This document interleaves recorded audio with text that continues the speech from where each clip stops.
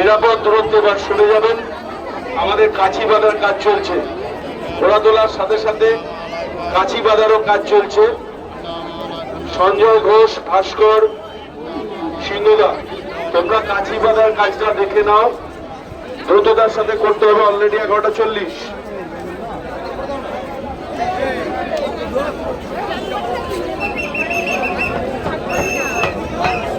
আমাদের